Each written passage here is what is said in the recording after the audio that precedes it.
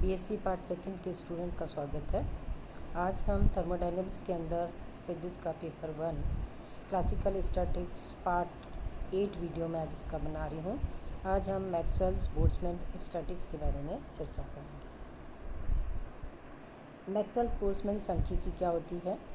इसे क्लासिकल सांख्यिकी या मैक्सवेल सांख्यिकी में किसी विलगित निकाय के लिए, आइसोलेटेड सिस्टम के लिए इक्विलिब्रियम में किसी मैक्रो स्टेट के संगत सभी माइक्रो स्टेट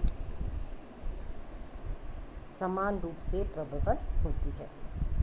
मैक्सवेल बोल्ट्जमैन सांख्यिकी ऊष्मा साम्यावस्था में विभिन्न ऊर्जा अवस्थाओं में कणों के औसत वितरण को प्रदर्शित करता है। यह सांख्यिकी हाई टेम्परेचर तथा कणों के निम्न संख्या घनत्व यानी लो पार्टिकल डेंसिटी के लिए लागू होती है। माना कि किसी निकाय में n विभेद कण हैं। इन कणों को E1, E2, E3 ऊर्जा स्तरों में क्रमशः N1, N2, N3 संख्याओं में वितरित किया जाना है। यदि IV कोष्ठ में ऊर्जा अवस्था में Ni कणों को वितरित किया जाता है तो IV कोष्ठिका में Gi सब सेल उपस्थित हैं।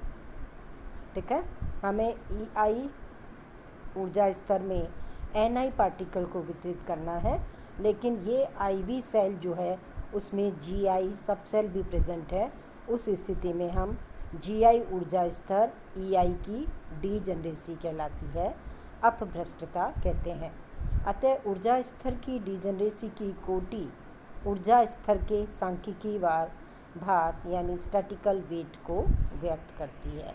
मैक्सवेल बोल्ट्जमैन का वितरण फलन निम्नलिखित प्रतिबंधों के आधार पर ज्ञात किया जाता है।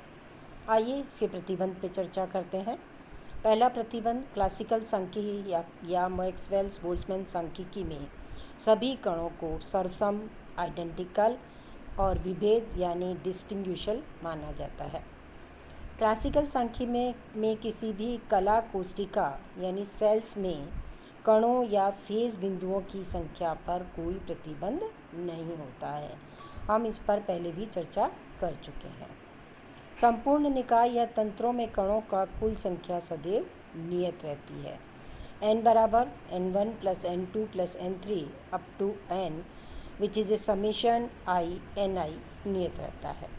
संपूर्ण निकाय की कुल ऊर्जा विभिन्न ऊर्जा अवस्थाओं में स्थित कणों की ऊर्जाओं का योग के तुल्य होता है। E बराबर E1 N1, E2 N2, E3 N3 and so on.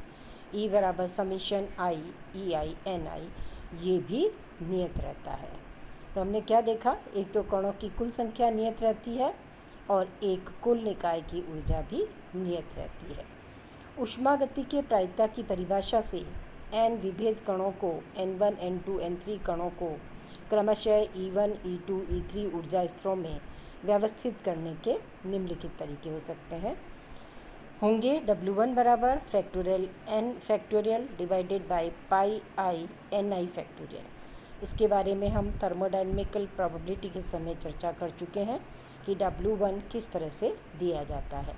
इसी प्रकार IV कोष्ठिका Gi सह कोष्ठिकाओं में विभाजित है या IV कोष्ठिका के संगत डीजनरेसी Gi है तो Ni विभेद कणों को Gi सह कोष्ठिकाओं में व्यक्त करने का तरीका W2 बराबर पाई आई Gi की पावर Ni के द्वारा दिया जाता है।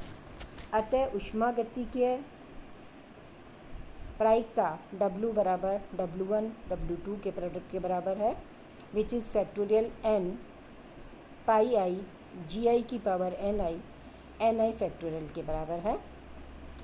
इसका लॉग ले लीजिए तो लॉग W बराबर log n factorial plus summation I Ni log Gi minus log Ni factorial के बराबर है। स्टार्लिंग फॉर्मूला यूज़ करेंगे। लॉग फैक्टोरियल n बराबर n log n minus n।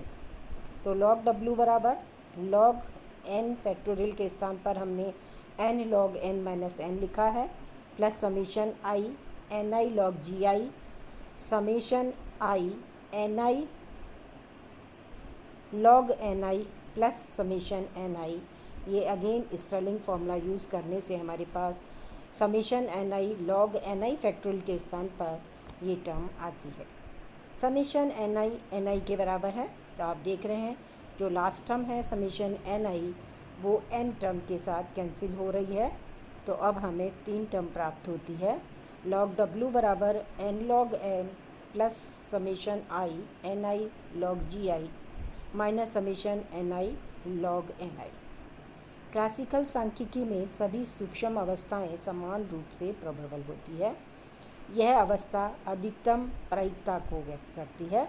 तो इस स्टेट के अंदर लॉग डब्ल्यू के डिफरेंशियल को 0 होना होगा। तो हमने डी लॉग डब्ल्यू को 0 किया। तो आपके पास जो फर्स्ट टर्म है एन लॉग एन, इसको जब डिफरेंशिएट करेंगे आप, क्योंकि एन टर्म कांस्टेंट है तो ये हमें 0 वैल्यू देगा। तो हमारे पास 3 टर्म के रूप में इसका डिफरेंशिएशन आ रहा है। Log G I N I का डिफरेंशियल करेंगे डी एन आई। जी आई कॉन्स्टेंट है, ये कोई टर्म नहीं देगा डिफरेंशिएट करने पर। इसके बाद नेक्स्ट टर्म हमें मिलेगी minus summation I N I upon N I D N I. Okay, N I log N I का डिफरेंशियल किया divided by N I and D N I. और लास्ट टर्म हमारे पास बची है summation I log N I D N I, वो भी third term के डिफरेंशियल से प्राप्त होती है। क्योंकि समेशन हमने कंडीशंस जो है प्रतिबंध लगाए थे, summation I D N I 0 के बराबर है, तो हमने इस टर्म को N I upon N I summation D N I से एन आई कैंसिल हुआ, समेशन डी एन आई 0 की तरफ टेंस कर 0 है, इसको हमने हटा दिया। तो हमारे पास यहाँ पे 2 टर्म बचती है, summation I log G I minus log N I D N I बराबर 0। लॉग एम अपॉन एन का फॉर्मूला लगा लीजिए, summation I log G I upon N I D N I बराबर 0। मैक्सवेल्स बोल्ट्जमैन स्टैटिक्स के प्रतिबंध के अनुसार D N 0 के बराबर है और डी ई भी 0 के बराबर है। ठीक है, ये हमने 2 का प्रतिबंध लगाए थे, उसी को यहाँ पर लिखा गया है। अब हमारे पास जो 3 इक्वेशंस बनी हैं, ठीक है, इक्वेशन 1 आपको दिखाई गई है 48, और 2 इक्वेशन हमारे पास पहले थी। उन इक्वेशन को अगर हम सॉल्व करना चाह रहे हैं तो इनको सॉल्व करने की एक पर्टिकुलर मेथड है, जिसे हम अनिर्धारित गुणकों के लैग्रेंजन विधि से 49 को अचर माइनस अल्फ़ा से, समीकरण 50 को माइनस बीटा से और समीकरण 48 को जोड़ेंगे। ठीक है, तो ये 3 इक्वेशन आपको दिखाई दे रही है। देखिए 48, 49 एंड 50। आपको क्या करना है, 49 को माइनस अल्फ़ा से मल्टीप्लाई करना है, 50 इक्वेशन को माइनस बीटा से मल्टीप्लाई करना है और 48 इक्वेशन में ऐड करना है। जब आप इसे ऐड करते हैं तो हमारे पास इक्वेशन का फॉर्म बनता है summation I log G I upon N I minus alpha minus beta E I D N I is 0।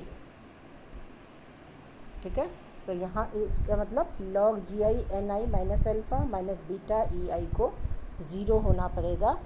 तो इसको आप 0 कर दीजिए। तो log G I upon N I बराबर alpha plus beta E I की।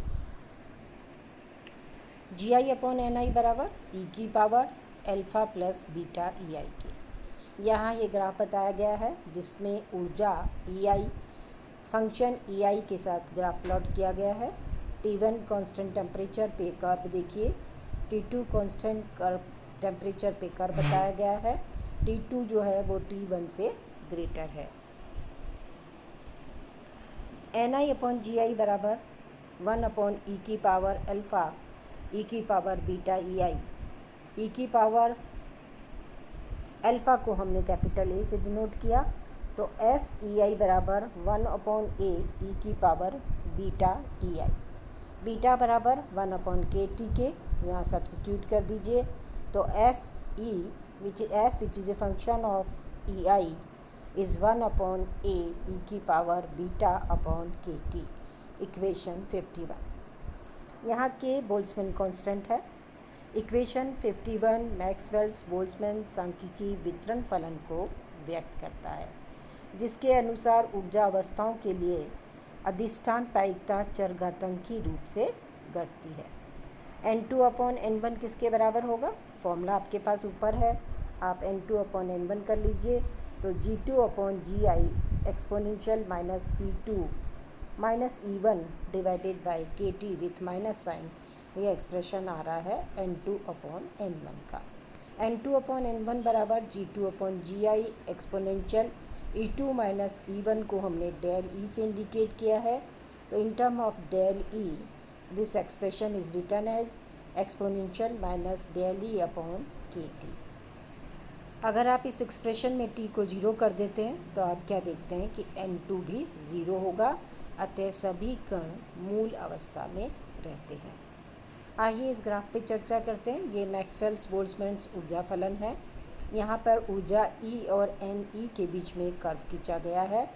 तो आप देख रहे हैं कि टेम्परेचर T1, T2, T3 पर कर्व किस तरह से आता है। धन्यवाद।